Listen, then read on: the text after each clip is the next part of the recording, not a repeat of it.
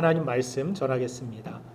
우리가 드라마나 영화를 보면 진짜 재미는 반전에 있음을 알 수 있습니다. 각본 없는 드라마라고 불리는 스포츠 경기도 보면 반전이 있는 경기가 재미도 있고 기억에도 오래 남음을 알 수 있습니다. 그래서인지 요즘 우리 성도들 보면 많은 이 사람들이 거의 꼴찌 팀에 서 있는 천한 팀의 축구 응원단이 되는 모습을 보게 됩니다. 지난주에도 보니까 축구 경기에 수없이 많은 그러한 이 젊은 사람들이 축구장으로 몰려가고 있는 광경을 보게 되었습니다. 아마도 그들의 마음속에 지금은 꼴찌지만 어떤 부활의 대반전을 기대하는 모습과 같이 언젠가 꼴찌도 탈출할 수 있지 않을까 하는 그 기대 심리 가운데 축구 팬들이 더 늘어나지 않았는가 생각을 해봅니다. 실제로 2002년 월드컵의 그 재미를 우리는 아직도 생생하게 기억하고 있을 것입니다. 그 경기가 재미있었던 이유는 무엇입니까? 우리나라가 피파 랭킹은 저조하지만 그럼에도 불구하고 4강 안에 들게 되는 대반전이 일어났기 때문입니다. 히딩크를 대통령으로 삼자는 이야기가 나올 정도로 온 국민이 열광을 했습니다. 특별히 미국은 축구보다 야구가 제일 인기 있는 스포츠입니다. 그래서 제가 2002년도에 미국에 갔는데 월드컵이 너무 보고 싶은데 경기 중계를 안 해줍니다. 미국에서는 그냥 뭐 TV에서는 야구, 뭐 월드컵은 그냥 뭐 뒷전이고 상관도 하지 않습니다. 그냥 풋볼이나 야구만을 이렇게 보여줘서 너무 안타까웠던 기억이 있는데 그렇게 야구에 열광을 합니다. 요기베라라는 이 전설의 뉴욕 양키즈 선수가 있습니다. 그 선수가 남긴 유명한 말을 우리가 흔히 듣기도 하는데 끝날 때까지 끝난 게 아니다. 이 사람이 남긴 명언입니다. 끝날 때까지 끝난 게 아니다. 월드 시리즈에서 10번이나 우승을 자신의 평생 야구 인생에서 한 번도 우승하기 어려운 일을 이 사람은 해냈습니다. 명예의 전당에 들게 되고 뉴욕 양키즈에서는 이 사람이 썼던 이 번호를 다시 쓰지 못하도록 그렇게 번호를 아예 빼버렸습니다. 그 정도로 인기가 있고 유명했던 선수입니다. 끝날 때까지 끝난 게 아니다. 자, 이 이야기는 복음을 나타내는 이야기도 된다라고 저는 생각을 합니다. 복음은 무엇입니까? 끝난 것 같지만 끝난 것이 아니라는 것을 보여줍니다. 십자가와 부활의 이 복음은 고난이나 죽음이 믿는 자의 끝이 아님을 우리에게 분명히 알려줍니다. 끝이라고 생각되는 그곳에서 다시 시작하는 은혜를 주시는 분이 우리가 믿는 하나님이신 줄로 믿습니다. 할렐루야. 자, 오늘 이 말씀을 듣는 저와 여러분들의 인생에도 이 반전의 은혜와 기쁨이 충만하기를 주님의 이름으로 축원합니다. 자, 우리는 앞으로 몇 주간 예수님이 행하신 기적 안에 담긴 하나님의 메시지가 무엇인지를 살펴보고 우리의 삶 속에서도 주님의 은혜와 능력이 그 기적이 함께하기를 간절히 소망하며 이 말씀을 계속 살펴볼 것입니다. 특별히 오늘 본 말씀을 보면 날 때부터 앞을 보지 못했던 사람이 예수님과의 만남을 통해서 눈을 뜨게 되는 인생의 대반전 사건이 일어납니다. 예수님은 한 사람의 질병을 고치시는 이 기적을 통해서 우리 인생의 거룩한 반전을 기대하는 오늘날 이 믿음의 사람들이 하나님 앞에서 가져야 할 믿음의 태도가 어떤 것인지를 가르쳐주고 있다고 믿습니다. 그 첫 번째 가르침은 바로 내 안에 있는 고정관념을 깨트리라는 것입니다. 본문 요한복음 9장 2절 말씀을 보면은 제자들에게 이미 장애는 죄 때문이라는 정해진 답을 가지고 주님께 나아가고 있는 모습을 봅니다. 같이 한번 2절 말씀 읽겠습니다. 시작. 제자들이 물어 이르되 나에게 이 사람이 왜 있노 나소시 누구의 죄로 인함이니까 장애인인가 그의 부모인가. 예, 거기까지. 자, 제자들은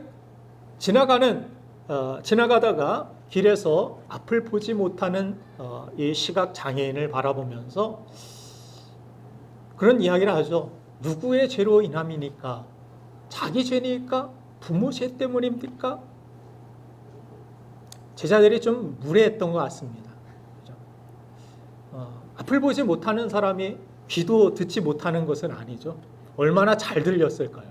지나가면서 나를 보면서 이 사람 누구 죄 때문에 이러고 있습니까? 이런 이야기를 들었을 때 얼마나 마음이 아팠을까 이런 생각도 해보는데 어찌됐든 이 제자들은 무례하기뿐만이 아니라 자신이 가진 어떤 대답, 정답을 가지고서 주님께 그런 질문을 하고 있습니다.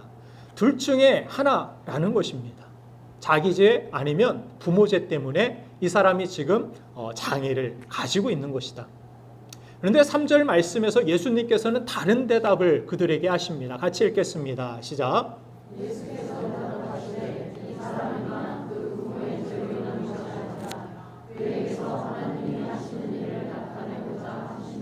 아멘. 예수님께서 무슨 말씀을 하십니까? 이것은 어떤 다른 사람들의 누군가의 죄 때문이 아니라 그에게서 하나님이 하시는 일을 나타내시고자 하시는 하나님의 계획이 들어있다라고 말씀하고 계십니다. 물론 죄 때문에 어떤 죄의 대가로 형벌로 심판으로 어떤 어려움과 아픔과 또 죽음을 경험하는 사람들도 있습니다. 그러나 이전에도 말씀드렸듯이 아담과 하와의 죄 이후에는 모든 사람들 가운데 죄의 영향력이 선한 사람이든 나쁜 사람들이든 가리지 않고 덮쳐오게 된다는 것을 성경은 보여주고 있습니다. 죄의 영향력은 그렇게 심각하게 믿는 사람, 믿지 않는 사람, 하나님 앞에 거룩한 예배를 드린 아벨마저도 가인에게 죽임을 당하는 그런 안타까운 죄가 얼마나 무서운지 그 파괴력을 성경은 낱낱이 보여주고 있습니다. 그래서 어떤 죄를 우리가 미워해야 되고 그 죄가 우리 삶 가운데서 영향력을 끼치지 못하도록 우리는 예수님을 의지하고 예수 그리스도의 은혜로 살아가야 된다는 것을 성경은 우리에게 분명히 보여줍니다. 그런데 우리가 선하게 살아도 누구의 죄 때문이 아니어도 우리 삶 가운데 연약한 환경과 어려움, 고난들이 다가올 수도 있음을 성경은 말씀합니다. 그래서 믿는 자들이 당하는 고난을, 불시험을 이상한 일로 여기지 말라라고 성경은 말씀하시죠. 왜 그렇습니까? 이 불시험과 어떤 테스트와 고난 연단들은 우리 삶 가운데 유익을 가져다 주는 하나님의 축복이 분명히 있다는 것입니다. 우리는 우리가 우리의 고정관념 세계 가운데 모든 것들을 판단하고 평가하기 때문에 이것은 좋은 것, 이것은 나쁜 것, 이것은 이렇고 저것은 저렇고 우리가 가진 지식과 잣대로서 모든 것들을 판단하려고 합니다. 하나님의 기준에서 보면 영원의 잣대로 보면 이 세상에서 많은 것을 가지고 누린 사람 또 태어날 때부터 건강하고 많은 것들을 가진 사람의 반면에 태어날 때부터 이런 장애를 가지고 연약함을 가지고 부족함을 가지고 이 세상을 정말 가난하게만 아프리카 오지에서 태어나서 먹을 것조차도 없어가지고 굶어 죽고 이런 상태 가운데 빠지는 이러한 사람들과 비교해 봤을 때 이 사람은 성공한 사람이고 저 사람은 실패한 사람이고 저주받은 사람이고 이렇게 하나님께서 구별하실까요? 영원의 관점에서 볼 때에는 믿는 자가 핍박을 당하고 고난을 받고 순교를 당하는 그 사람은 세상의 관점으로 볼 때는 가장 불쌍한 사람입니다.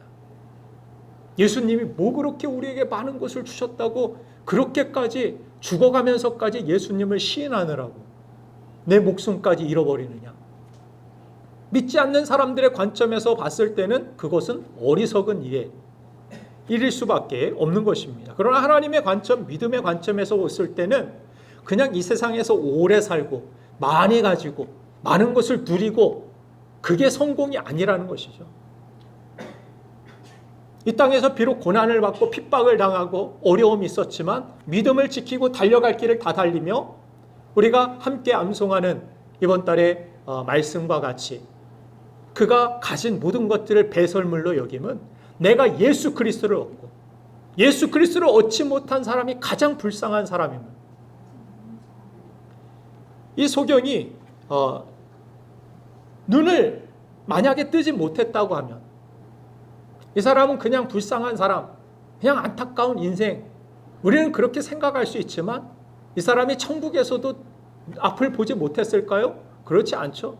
이 사람이 예수님을 만났고 믿음을 가졌다라면, 만약에 눈을 뜨지 못했다 할지라도 이 사람이 예수님을 통해서 믿음을 가질 수 있었다라면 이 사람은 누구보다도 정말 천국에서 주님을 가까이 보고 주님을 밝히 보고 영원한 것을 누릴 수 있는 그런 복된 사람인 줄로 믿습니다. 그러나 눈으로는 다 뜨고 있는데 예수님이 하나님이심을 알지 못하고, 이 당시에 이 사건을 통하여서 바리새인들은 계속해서 예수님을 꼬투리 잡기 위하여서 정말 안타까운 그러한 이야기들을 계속해서 지어내는 모습을 성경은 기록하고 있습니다. 안식일에 네 눈을 뜨게 하시지 않았느냐? 평생 보지 못한 사람이 눈을 떴으면 막 축하해주고 너무 잘됐다고 격려해주고 예수님께서 이 일을 행하셨으니 얼마나 감사한 일이냐고. 그게 아니라 예수님 안식일에 일하셨지, 너를 고쳐주셨지, 안식일을 깨트리는 분이 어떻게 하나님 아들이시냐? 이렇게 예수님을 그 좋은 일을 가지고도 꼬투리 잡고 죽이는데 앞장서는 이런 안타까운 일이 성경에 기록되고 있는 거예요. 자신의 고정관념이, 자신의 생각이 오히려 예수님이 행하시는 일들까지도 방해하고 핍박자가 되고 포행자가 되는, 반대편에서는 그런 선택을 하게 만들었다라는 것입니다. 예수님은 제자들에게 그런 대답을 하셨습니다. 이 모든 것들은 하나님이 하시고자 하시는 선하신 계획이 들어있다라는 사실. 이 대답으로부터 우리가 배우는 교훈은 무엇입니까? 하나님의 사람들을 하나님 사람답게 살지 못하는 것 중에 하나가 바로 내가 가진 고정관념이라는 것입니다. 그 고정관념은 어떤 내 경험, 내 환경에서 다른 사람들로부터 들어서 배웠거나 어디에서부터 배운 것일 수 있습니다. 예수님께서 우리를 회복시켜 주시려고 다가오실 때 내가 가지고 있었던 그 경험들과 그 방법들이, 그 배움들이 예수님을 가로막는 산이 될 수 있다는 사실을 오늘 성경은 우리에게 보여주는 것입니다. 그걸 넘어가야 오늘날 역사하시는 예수님을 우리가 만날 수 있는 것입니다. 내 고정관념을 깨트리고 주님의 생각을 담는 것, 그것이 우리가 가져야 할 믿음의 자세인 것입니다. 특별히 오늘 이 기적을 행하신 장소는 성전이나 회당도 아니었습니다. 그저 그가 살고 있었던 일상의 자리였고 길가였습니다. 이곳은 선입견을 가진 사람들은 전혀 기적을 기대하지도 않을 만한 장소였다라는 것입니다.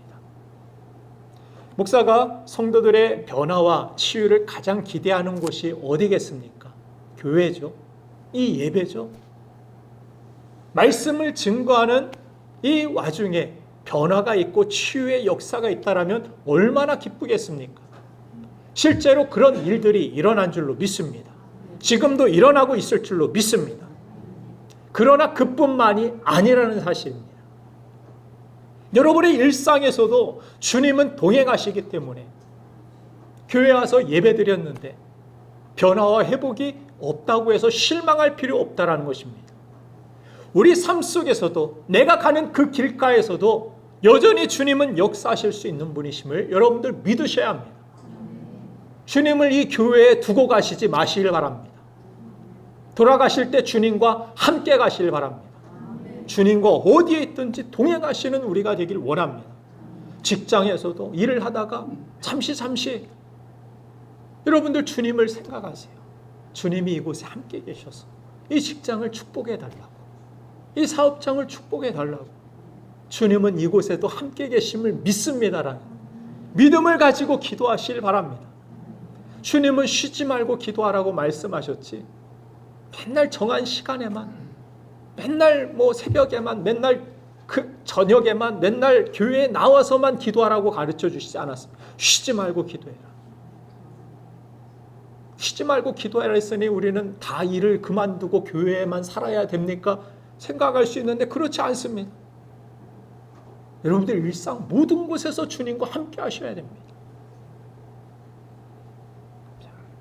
그래서 언제 어떤 방법으로 내 삶의 기적을 베푸실지 모르는 일이기 때문에 모든 순간 주님을 향하여 우리의 삶의 모든 환경 상황들을 열어놓는 모습이 필요합니다.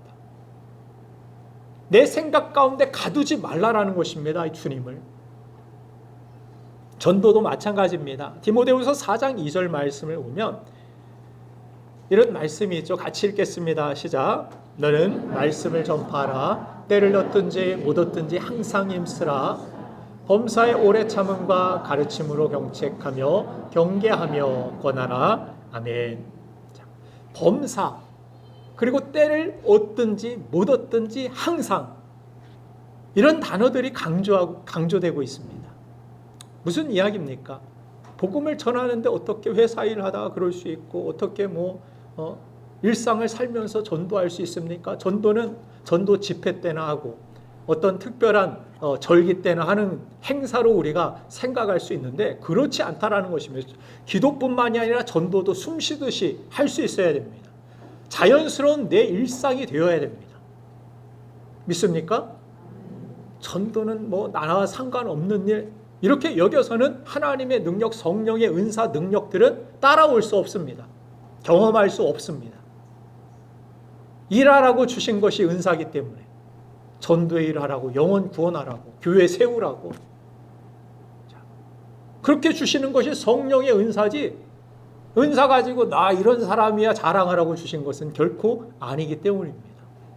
일할 때 그 능력과 은사들은 발견되기도 하고 또 개발되기도 하고 성장하여 하나님의 영광을 나타낼 수 있는 도구가 된다는 사실입니다. 그래서 전도는 그렇게 항상 힘쓰라고 그렇게 말씀하시죠. 그래서 그저 우리는 복음의 생명이 있음을 알고 그 씨앗을 순종하여 심는 일 그것이 필요한 것입니다. 어느 교회에 의료선교회 총무를 맡고 계시는 자매분이 계십니다. 그런데 그분이 간증하는 것을 들어봤는데 이 친구가 한강에서 투신 자살을 하려고 버스를 타고 한강을 향해서 가고 있었다고 합니다. 하다가 노량진에서 내렸는데 그런데 버스 정류장에서 전도하려고 전도지를 나눠 주었던 게 땅바닥에 돌아다니고 있었던 것을 발견하게 됩니다. 그것을 자신도 모르게 우연히 주워 들었는데 이왕 죽을 거 여기나 한번 가보고 죽자라는 생각이 갑자기 들었다고 합니다. 그래서 교회에 왔는데 자기와는 와닿지 않는 설교를 목사님이 하셨다고 합니다. 그날 설교 제목이 남자의 부흥의 중요성에 대하여 설교를 하고 계셨다고 합니다. 근데 이 자매가 나랑 상관없는 얘기지만 한번 드러나 볼까 하고 앉아 있었는데 성령께서 갑자기 이 자매에게 이 가운데 자신의 짝이 될 남자가 어딘가에 있을 텐데 자기가 죽으면 그 사람은 불쌍해서 어떻게 하나라는 생각을 주셨다라는 것입니다. 내가 죽어버리면 이 중에 내 짝이 있을 수 있는데 그 사람 불쌍해서 어떻게 하나 그 생각이 강하게 밀려왔다라는 것입니다. 그래서 그때부터 이 교회에 다니게 되고 예수 믿게 되고 변화되고 의료선교의 중추적인 총무의 역할을 감당하고 있다라고 고백하는 것을 들어볼 때 전도 집회가 아닌 노량진역에서 일상의 삶 가운데 전도지 한 장 나누어 주었고 전도한 사람들은 해보신 분들은 아시겠지만 내가 무엇을 전해줬는데 땅바닥에 막 버리고 가면 속이 상합니다. 다시 줍게 되기도 하고 깨끗한 건 다시 쓰려고 하기도 하고 그러는데 줍지 마세요. 줍지 마세요. 이런 일상의 일이 전도지 한 장 그 사람이 나눠주고 버리고 갔을 때 실망했는데 그것이 그 한 영혼을 살리게 될 줄 누가 알았겠습니까? 그래서 전도는 장소나 방법에 관계가 없다라는 것을 성경은 이야기하는 것입니다. 그냥 때를 얻든지 못 얻든지 일상에서 하나님이 어떻게 구원하실지, 그 사람을 어떻게 하나님께서 역사하실지 모르는 일이기 때문에 우리가 해야 할 일은 복음 자체에 생명이 있다라는 사실을 믿고 전하는 것입니다. 때를 얻든지 못 얻든지 항상. 그렇게 주님의 기적은 언제 어떻게 일어날지 모르는 것입니다. 그러므로 우리가 왜 하나님 나에게 이런 응답을 빨리 주시지 않습니까? 왜 내가 원하는 상황들이 일어나지 않는 것입니까? 라고 답답해할 필요 없습니다.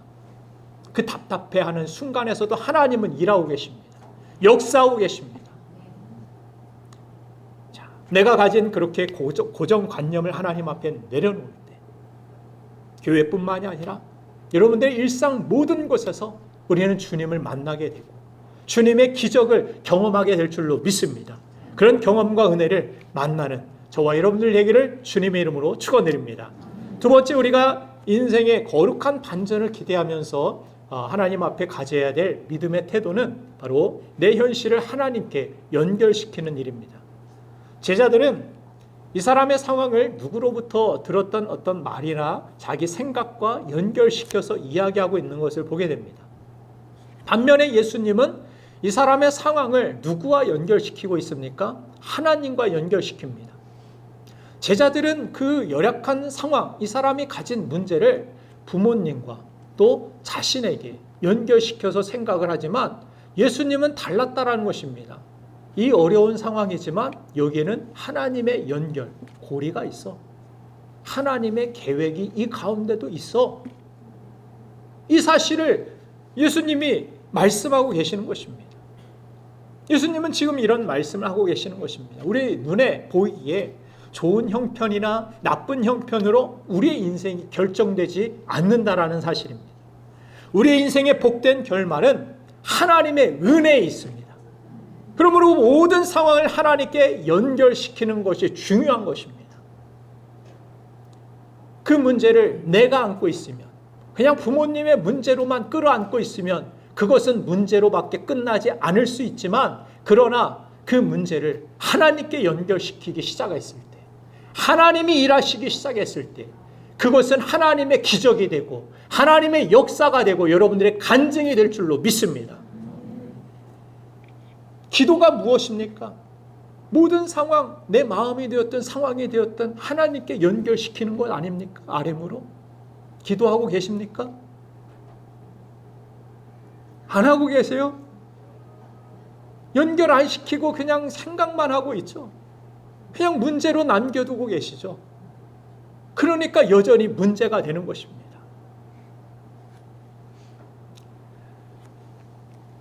만일 우리에게 있는 좋은 형편이 하나님과 연관되어서 살아가게 되면은 그것은 더 좋은 곳으로 나아가게 되어 있습니다. 그렇지만 우리에게 있는 좋은 형편이 하나님 없는 미래로 가게 된다면 결국 불행으로 끝나게 될 것입니다. 좋은 것이든 나쁜 것이든 하나님께 연결되는 것, 이것이 믿음입니다. 반면에 지금의 안 좋은 형편도 하나님과 연관된 인생을 우리가 살아가게 된다면 마침내 저와 여러분들의 인생을 하나님께서 복되게 하여 주실 것입니다. 사랑하는 여러분들, 현재 여러분들의 형편 가운데 건강이 문제인 분들이 계실 수도 있고 물질이 문제인 분들도 계실 수도 있고 관계가 문제인 분들도 계실 수 있습니다. 미래가 문제인 분들이 계실 수 있습니다. 그 모든 것들이 답답함과 두려움으로 다가온다라면 그것은 문제일 수 있습니다. 날 때부터 장애를 가진 이 사람처럼 미래의 소망을 가질 수 없는 암담한 형편에 처한 사람도 여러분들 가운데 있을 수 있습니다.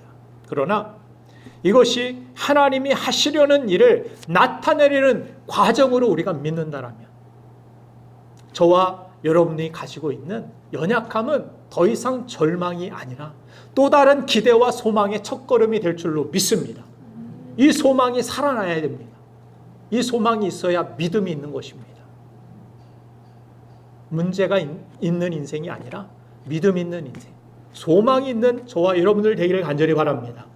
그래서 모든 연약함을 내 생각과 다른 사람의 평가로 남겨두지 말고 하나님께 연결시키는 믿음을 통해서 새 소망이 넘쳐나는 하나님의 기적을 누리는 저와 여러분들 되기를 주님의 이름으로 축원합니다.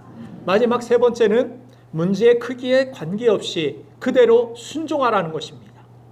오늘 본 말씀 요한복음 9장 6절 말씀을 보면은 예수님께서 특이한 방법으로 치유하시는 모습을 보는데 같이 읽겠습니다. 시작.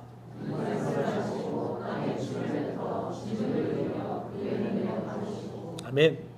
예수님은 침 좀 뱉어보신 분이셨습니다. 그것도 많이 뱉으신 분이셨습니다. 예수님이 얼마나 침을 많이 뱉으셨는지 진흙을 개어서, 여러분들 찰흙놀이 그런 거 해보셨습니까? 찰흙을 이만큼 해서 눈에 이렇게 바를 정도면, 이 정도 분량이면 한 반 컵 이상은 물을 부어야 됩니다. 진흙을 이기려면. 예수님이 얼마나 정성스럽게 침을 뱉어주셨는지, 그것을 진흙을 개어가지고 눈에 바를 정도로 많이 허락해 주셨는데, 제가 만일 여러분들 예배가 끝나고 안수기도 해드린다고 하면서 손바닥에 침을 한 반 컵쯤 뱉어가지고 이리 오십시오 집사님, 안수해드리겠습니다. 다음에 해주세요 목사님. 그러고 아마 달아나실 분도 있을지 모르겠어요. 제가 그렇게 한다고 해도 안수 받으실 분들 한번 손들어 보세요.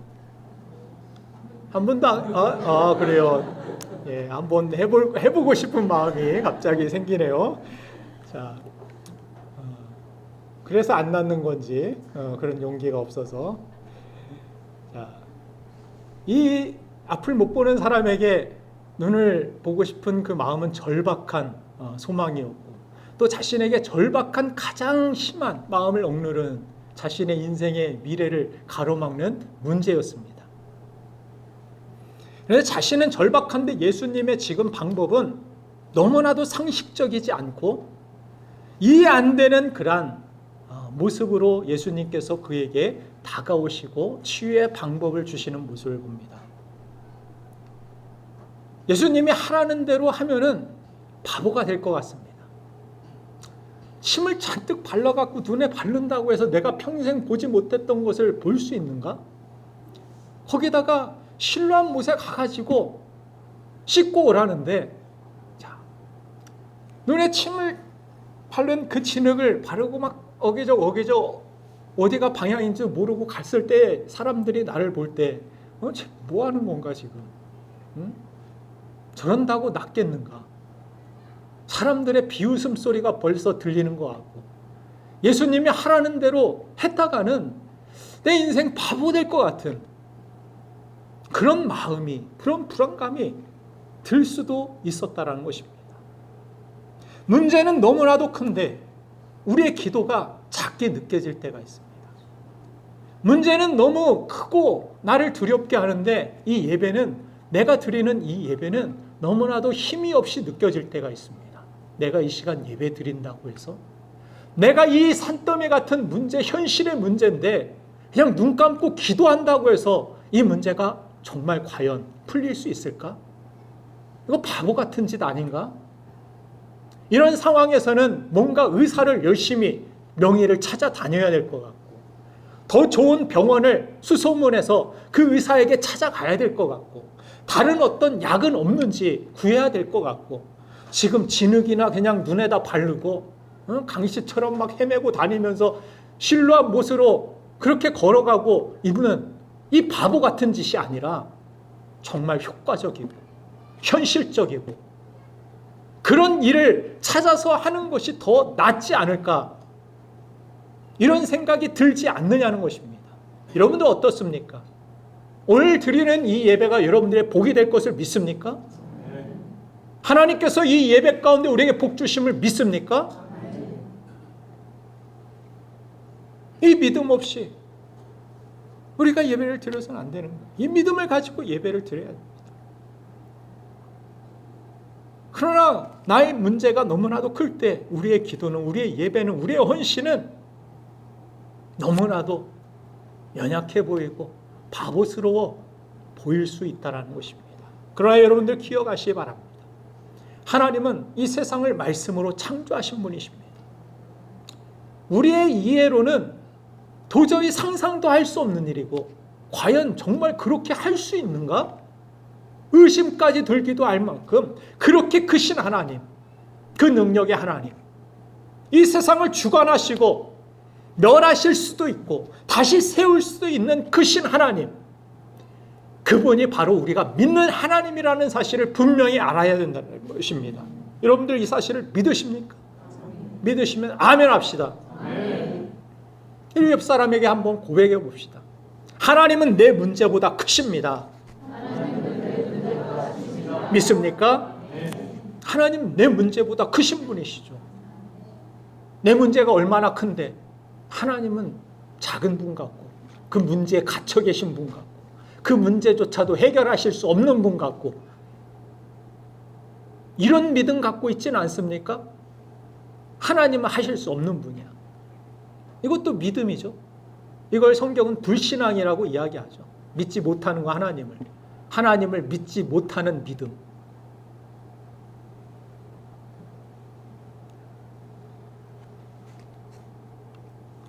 여러분들 믿음이라는 것은 그래서 성경에서 계속해서 강조하는 것이 무엇입니까? 순종이 따라야 된다. 믿음이라는 것은 순종으로 표현되어야 되고 고백되어야 된다. 순종이 어려운 것은 노아에게 산에다가 방주를 만들라는데 너무 바보스러워 보이는 거예요. 너 지금 뭐 하고 있냐? 그 자녀들 뭐 학교라도 다닌다면 친구들이 이야기했겠죠. 니네 아버지 미쳤다고 하는데 산에다가 배 만들고 망치질하고 있더라. 맨날 일도 안 하고. 부모님의 그 모습을 봤을 때 자녀들도 갈등할 수도 있죠. 왜 우리 부모님은 맨날 문제는 산더미인데 맨날 교회 간다고, 예배드리러 기도하러 간다고 그러고, 교회에다가 지금 저축하고 막 열심히 모아가지고 미래를 노후를 대비해야지. 그런데 교회에다 11조를 드리고 예물을 드리고 헌금한다고 그러고 있어. 내 용돈은 조금 주면서. 그러고 있는 부모님이 이해가 되겠습니까? 자녀들이 볼 때 갈등이 될 수도 있죠. 문제가 될 수도 있죠. 그럼에도 불구하고 노아는 하나님의 말씀을 믿었기 때문에 그대로 순종의 망치질을 계속해서 나아갔습니다. 그러자 때가 되자 모든 홍수로 모든 세상이 잠기게 되었을 때 그 가족들은 누가 옳았는지를 비로소 알게 되었죠. 정말 위기의 때에 누가 그들을 구원해 내시는지, 그 말씀을 믿는 자들에게 하나님의 놀라운 구원의 은혜가 임했음을 그들은 경험할 수 있었던 것입니다. 그러므로 믿음이라는 것은 성경에서 알고 가는 것이 아니라 믿고 가는 것이라고 이야기하는 것입니다. 믿고 가는 것, 그것을 뭐라고 합니까? 한 단어로 순종. 그렇죠? 믿고 가는 것, 그게 순종입니다. 어려운 것 아니에요. 믿으니까 가는 거예요. 따르는 것입니다. 우리가 전기의 원리 여러분들 다 알고 이용하십니까? 어디에서 전기가 발생하고 몇만 볼트가 생겼고 한전을 통해서 뭐 전신주를 통해서 여기 와가지고 빛이 왔다, 이런 생각하고 스위치 키시는 분 없죠? 이거 키면 전기 들어와. 그냥 믿는 거예요. 여러분들 그것도 믿음입니다. 하나님이 된다면 되는 것입니다. 몰라도, 이해가 안 돼도 어디서부터 오는지, 이게 어떻게 되는지 모릅니다. 그러나 하나님이 된다고 하면 되니까, 내가 믿는 건 내 이해와 판단이 아니라 하나님이니까. 그러므로 기적을 맛보는 인생은 간단합니다. 하나님께 나의 인생의 가장 우선순위를 두고, 내 생각보다, 내 계획보다, 내 능력보다 하나님이 가장 우선순위, 최상 우선순위를 두고 그대로 믿고 하나님을 기쁘시게 하는 일, 거기에 우리는 순종하는 것입니다. 아브라함처럼, 노아처럼, 요셉처럼, 다윗처럼, 다니엘처럼, 예수님처럼 장소에 관계없이, 십자가의 크기에, 문제의 크기에 관계없이 실망스러운 상황에 놓일지라도, 다음 주 말씀드리겠지만 주님께서 그런 기도하시지 않았습니까? 아버지여, 아버지 어찌하여 나를 버리시나이까. 거기에도 하나님이 침묵하시죠. 하나님이 나를 버리신 것 같은 그렇게 십자가에 던져진 상황 속에서 제자들마저 다 도망가 버리고 내 곁에 아무도 남아있지 않는 상황 속에서도 하나님을 신뢰하는 믿음으로 자신을 십자가에 내어주신 주님의 그 신뢰, 그 순종이 구원을 낳았고 우리에게 생명을 주셨고 우리가 하나님의 자녀, 하나님의 백성이 되는 영광을 얻게 하여 주신 줄로 믿습니다. 여러분들의 순종이 여러분들의 가정을 살리게 될 줄 믿습니다. 여러분들의 순종이 이 교회를 살리게 될 줄로 믿습니다. 그 순종의 역사가 부흥의 역사이며 하나님의 역사였음을 성경은 기록하고 있고 저와 여러분들의 인생에도 이 교회의 역사에도 그렇게 순종의 발걸음에 하나님이 함께 하셨음을 그렇게 남길 수 있는 저와 여러분들 되기를 주님의 이름으로 축원드립니다. 그래서 실망스러운 상황에 놓여 있다 할지라도 정말 산더미같이 큰 크기의 문제에 짓눌려 있다 할지라도 그것에 상관없이 하나님 앞에 하나님이 예배를 기뻐하십니까? 예배하러 나오십시오. 나 힘드니까 어려우니까 내 상황이 형편이 내 상황보다 내 문제보다 내 모든 것들보다 크신 하나님 앞에 여러분들은 매달리셔야 됩니다. 이 하나님이 나의 인생의 해답이 되어야 됩니다. 나의 가장 우선순위가 되어야 됩니다. 기도하라면 기도하시고 전도하라면 전도하시고 헌신의 하나님이 기뻐하시는 일에 헌신하시고 내가 생각하기엔 내가 보기에는 이해되지 못하고 그 방법이 내게 맞지 않아도 믿음을 가지고 순종할 때 우리의 삶에 비로소 환한 빛이 비춰질 것입니다. 그제야 눈을 뜨고서 우리는 보게 될 것이고 알게 될 것입니다. 아, 이러라고 진흙을 바르셨구나. 이러라고 실로암 못에 가서 씻고 오라고 하셨구나. 예수님이 실로암 못 아니면은 고칠 수 없어서 그러셨을까요? 아닙니다. 이 신뢰는, 이 순종은 훈련되어야 되기 때문에 말씀으로도 그냥 고치실 수 있었지만 그 과정 가운데 자신을 버리고 자신의 이해, 자신의 자존심, 자신의 모든 상황, 판단 다 버리는 그 과정 가운데 실로암으로 한 발, 두 발 걸어가고 의심되면서도 후회되면서도 실망되면서도 주변의 사람들이 수근수근 거리는 소리가 들려옴에도 그럼에도 실로암으로 가기를 결단하고 주의 말씀대로 순종하기를 결단하는 그 걸음 가운데 그 끝에 하나님께서 비로소 그의 눈을 열게 하시는 기적, 그 인생의 반전을 경험하게 하시는 능력의 하나님을 만나게 된 줄로 믿습니다. 저와 여러분들이 이 하나님을 만나기를 원합니다. 이 하나님이 여러분들의 삶 속에도 역사하실 수 있도록 더 이상 내 고정관념이나 내 생각과 판단이나 이해되면 간다, 내 상황이 이러니까 못한다가 아니라 하나님만이 나 인생의 해답입니다. 내 인생의 눈을 밝혀주실 수 있는 분, 내 인생의 대반전을 일으켜 주실 수 있는 분은 하나님밖에 없습니다라는 소망을 가지고 하나님 앞에 믿음으로 반응하는 저와 여러분들 되기를 간절히 바랍니다. 순종에는 실패가 없습니다. 하나님의 부르심에는 후회가 없습니다. 그 뜻대로 부르심을 입은 자들의 모든 것이 합력하여 선을 이루게 될 줄로 믿습니다. 그 하나님을 경험하는 우리가 되기를 주님의 이름으로 축복합니다. 이 시간 우리 함께 기도